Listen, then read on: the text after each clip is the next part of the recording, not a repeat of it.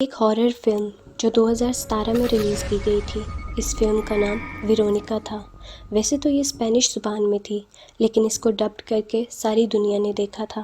یہ horror film reality پر مبنی ہے اور اس کی کہانی آج بھی اسپین میں مشہور ہے۔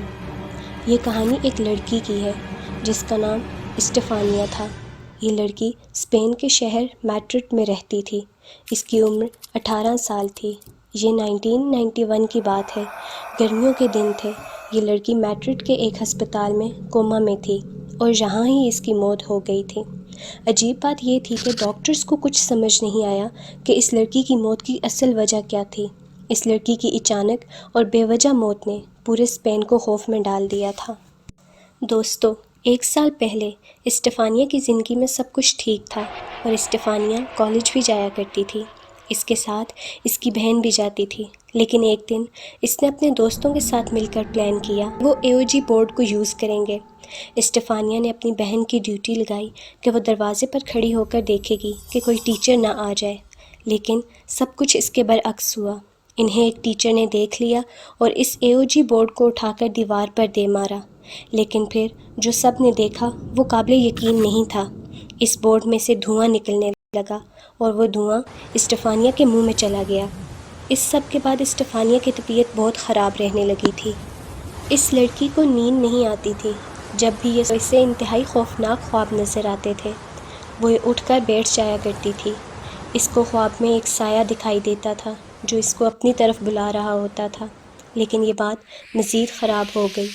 اسٹیفانیہ کی فیملی کے مطابق ان کو لگتا تھا کہ جیسے ان کے گھر میں ان کے علاوہ بھی کوئی اور رہنا شروع ہو گیا ہے۔ ان کو گھر میں ایک سایہ دکھائی دیتا تھا۔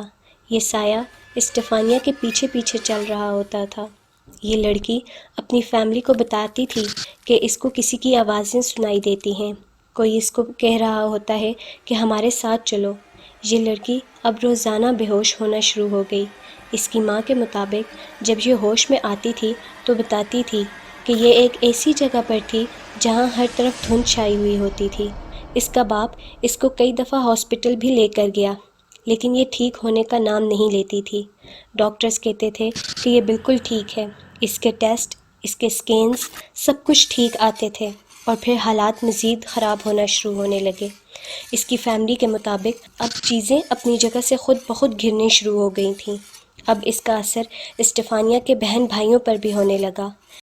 یہ بچے نیند سے اٹھ جاتے اور دیوار پر زور زور سے ہاتھ مارنے لگتے تھے، اور یہاں تک کہ ان کے کتے کو بھی کسی نے اٹھا کر دیوار پر دے مارا۔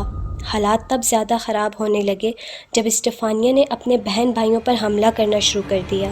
ان کا گھر اور فیملی اتنی مشہور ہو گئی تھی کہ لوگ دور دور سے ان کے گھر کو دیکھنے آتے تھے۔